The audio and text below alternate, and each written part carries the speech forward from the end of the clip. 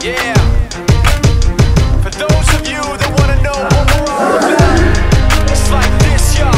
This is 10% luck, 20% skill, 15% concentrated power of will, 5% pleasure, 50% pain, 100% reason to remember the name.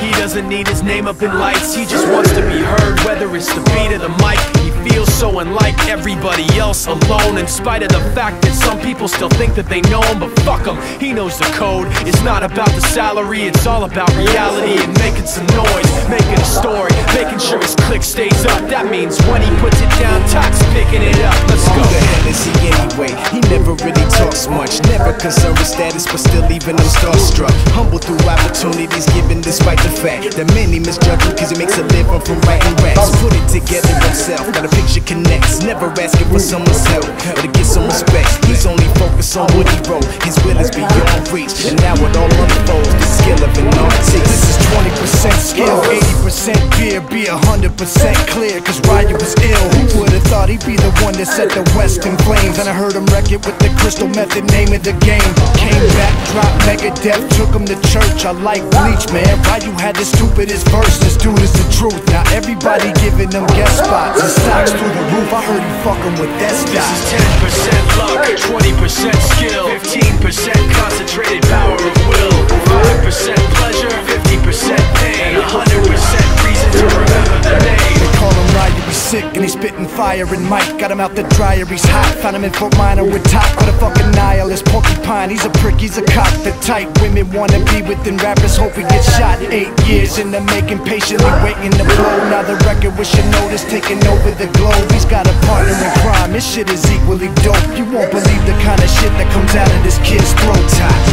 He's not your everyday on the block. He knows how to work with what he's got, making his way to the top. He often gets a comment on his name. People keep asking him, was it given that birth or does it stand for an acronym? No, he's living proof. Let him rock in the booth. He'll get you buzzing quicker than a shot of vodka with juice. Him and his crew are known around as one of the best, dedicated to what they do and give 100%. Forget Mike, nobody really knows how or why he works so hard. It seems like he's never got time, because he writes every note and he writes every line. And I've seen him at work when that light goes on in his mind. It's like a design is written in his head every time before he even touches a key or speaks in a rhyme. And those motherfuckers he runs with, the kids that he signed, ridiculous, without even trying. How do they do it? This is 10% luck, 20% skill, 15% concentrated power of will, 5% pleasure, 50% pain, 100% reason to remember the name. This is 10% luck, 20% skill, 15% concentrated power of will, 5% pleasure, 50% pain, 100% reason to remember the name. Fort Minor, M. Shinoda, styles of beyond, Ryu, Top Beer, Machine Shop.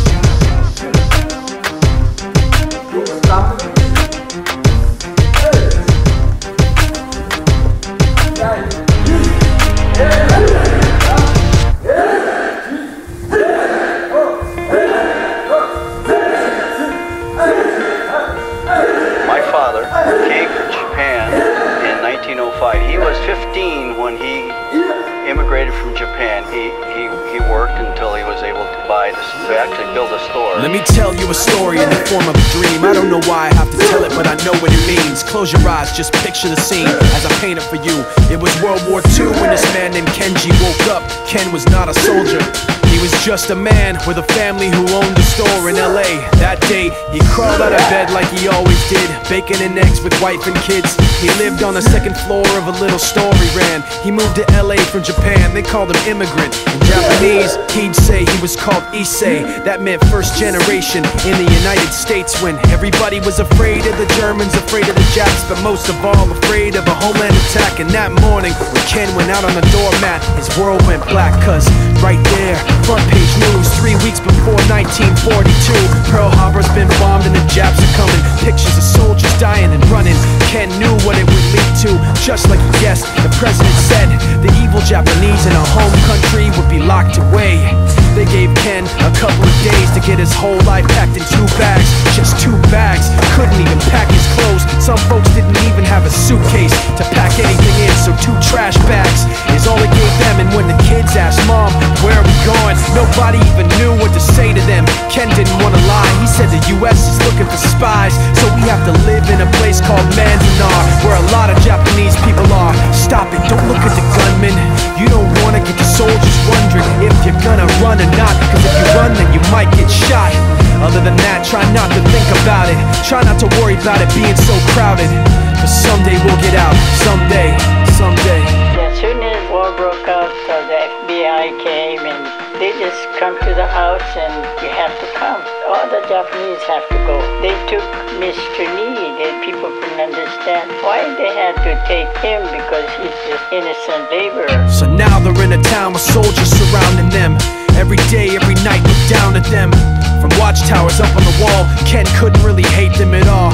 They were just doing the job and he wasn't gonna make any problems. He had a little garden, vegetables and fruits that he gave to the troops in a basket his wife made. But in the back of his mind, he wanted his family's life saved. Prisoners of war in their own damn country, what for? And time passed in the prison town. He wondered if he'd live it down if and when they were free. The only way out was joining the army. And supposedly, some men went out for the army, signed on, and ended up flying to Japan with a bomb. That 15-kiloton blast put an end to the war pretty fast. 2 cities were blown to bits. The end of the war came quick, and Ken got out. Big hopes of a normal life with his kids and his wife. But then they got back to their home, and what they saw made him feel so alone. These people had trashed every room, smashed in the windows and bashed in the doors, written on the walls and the floor, "Japs not welcome anymore."